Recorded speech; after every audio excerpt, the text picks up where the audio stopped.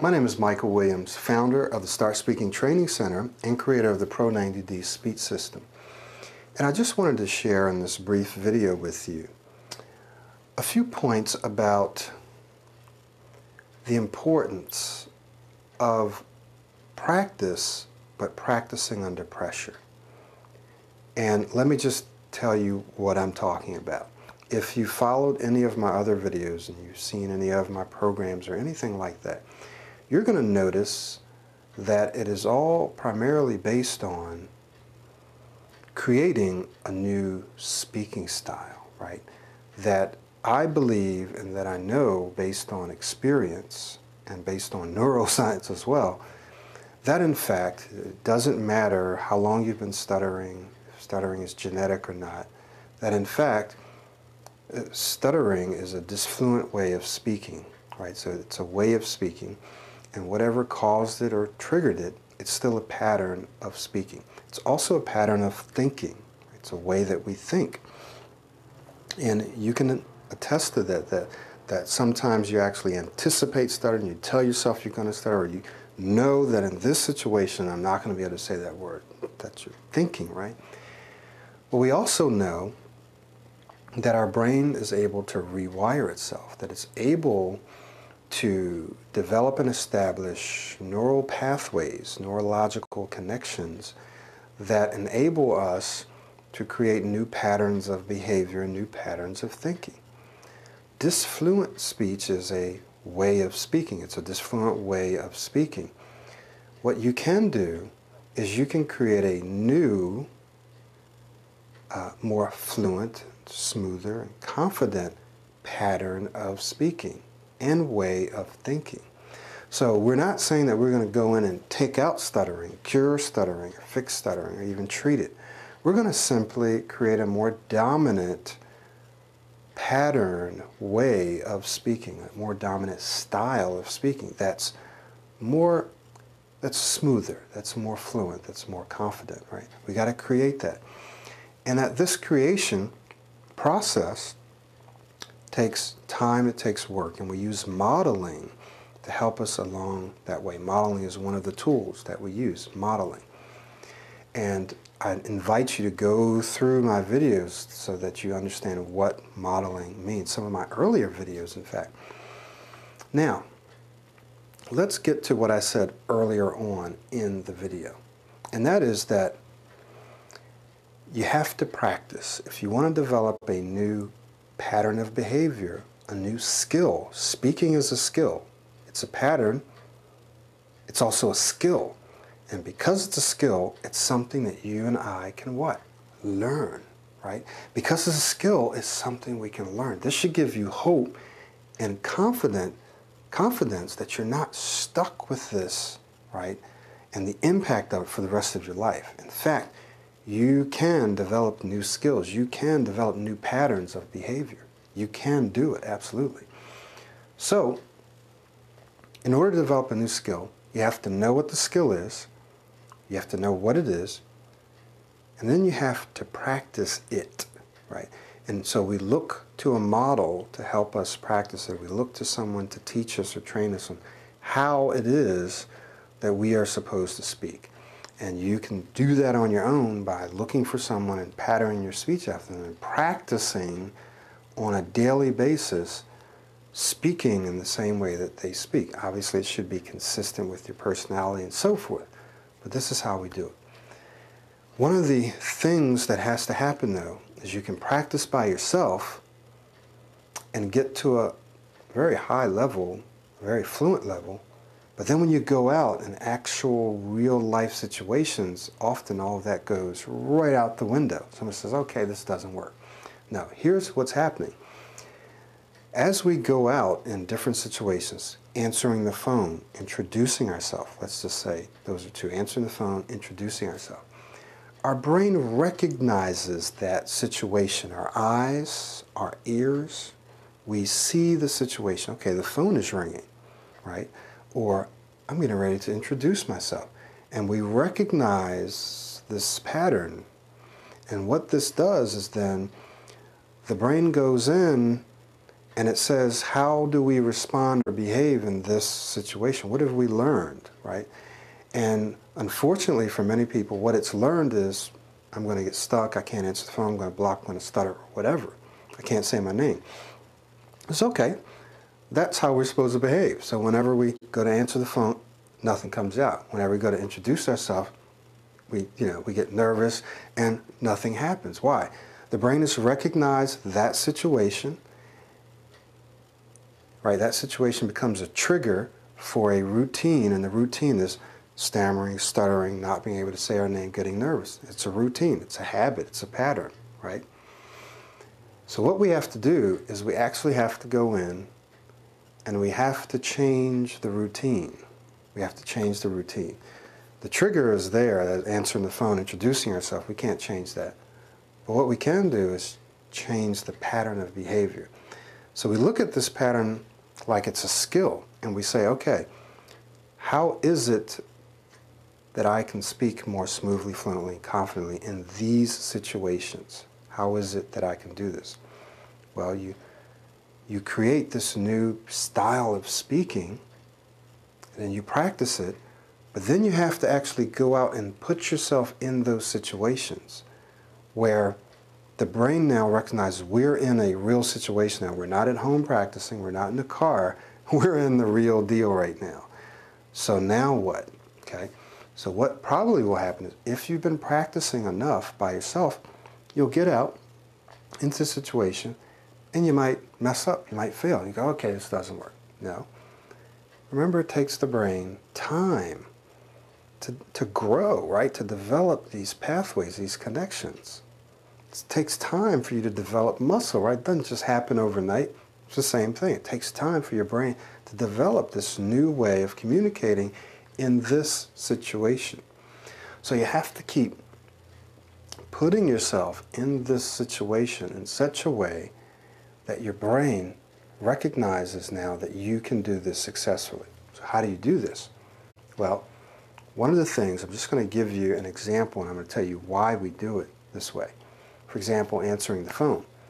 One of the things that I did, that I teach my clients to do, is this kind of proactive thinking, is you give yourself options in how you're going to answer the phone. You don't just say, I have to say hello. You say, I can say, yes, hello. I can say, this is Michael Williams. I can say, and hello, this is Michael Williams. So you figure out all the different appropriate ways that you can answer the phone. I can say Michael Williams. I can say whatever I want. So that when I pick up the phone, where I used to only have one option and the brain says, you need to say hello, but you can't say hello because you stutter.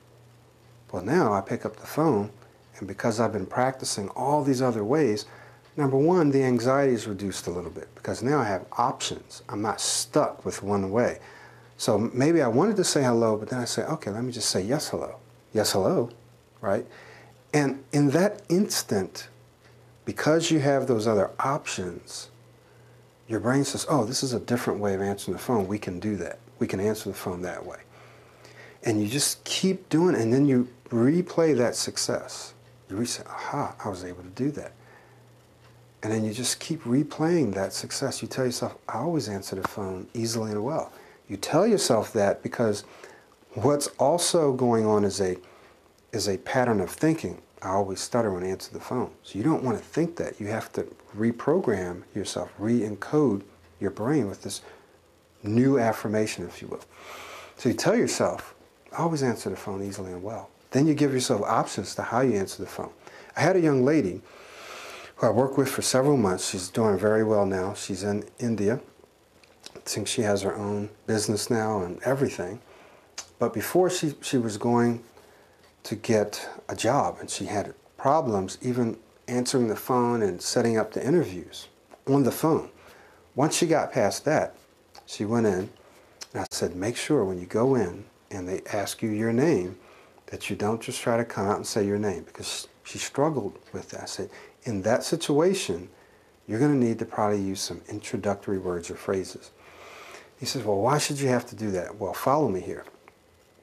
So what she did is she went in and she said, I should just be able to say my name.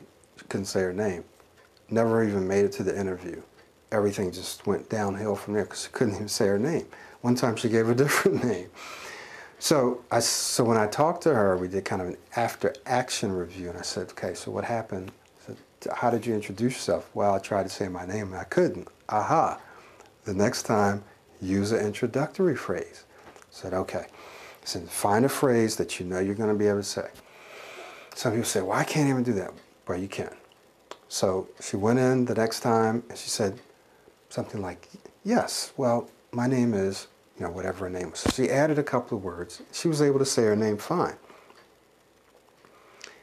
What happened was she went in the first time, and this situation created a certain degree of anxiety, and it triggered a routine of blocking, right, getting stuck. The next time she went in, she had options. So even though she was still anxious, she knew, okay, I can say it this way, or I can say it that way, right? So the brain was like, okay, well, this is different. We don't have to get stuck here. We can say one of these over here. And she was able to say it. All right. So what I want you to see is that she had to actually go out. She just started setting up interviews and going out and got better and better until finally she got a job. And now she's working on her own. But she had to actually go out, mess up on a couple of interviews until finally she was able to implement this technique, this approach. So you have to practice, if you will. We can call it practice under pressure.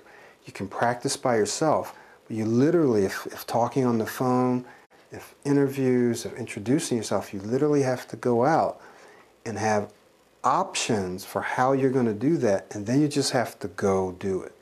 Now, I'm not saying go do it without practicing doing it. It's the practicing builds the connections. It creates the new style.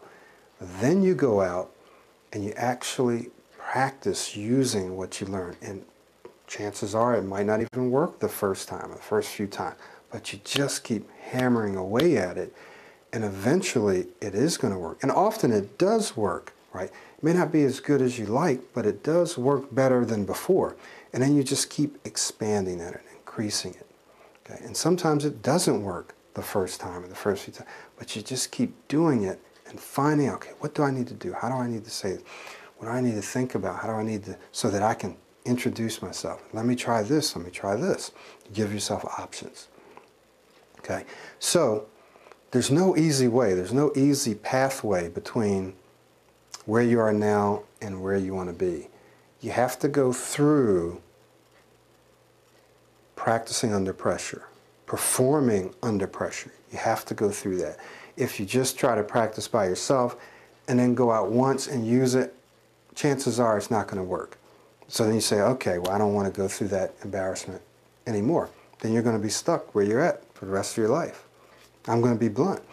You have to be willing to go out and push yourself, right? And just try to use it. And it's your responsibility. You have to make it work. And it will work. Every one of my clients goes through the same thing, and they push themselves and they make it work, and eventually, again, sometimes immediately it works, but they go through their ups and downs. But usually it's like it works a little bit or works for a little while, and then it doesn't work as well, but they keep doing it, and then it starts becoming more and more consistent. So I wanted to put this video together to encourage you that if you've been watching my videos and that if you've been practicing and then going out and trying stuff and it's not working, you have to keep doing it, and you have to keep practicing. If you're not practicing, you're not building the connections. You have nothing to work with when you go out. And when you get under pressure, just learning a technique, right? Just using a technique of breathing or affirmation, this is not going to work because you haven't built the connections. Think of it like an athlete. I can learn how to throw a football, or I can learn, a few things about playing an instrument, just practice just a little bit or whatever. But then when I go out and try to perform under that kind of pressure, everything's going to go to HELL, right? Because of the pressure. Never really built the connections, right? They're not strong enough. So what you've got to do is you've got to build them so that they're strong enough, and then you go out you put yourself under that pressure and you keep building and increasing your ability to perform well and successfully under pressure. Under pressure, that's the key. So, I hope this video has been helpful for you. I hope that you have heard what I'm saying about the practice privately and the practicing under pressure, because it's critically important to your success. This is Michael Williams, and I look forward to seeing you in the next video or in one of my live events.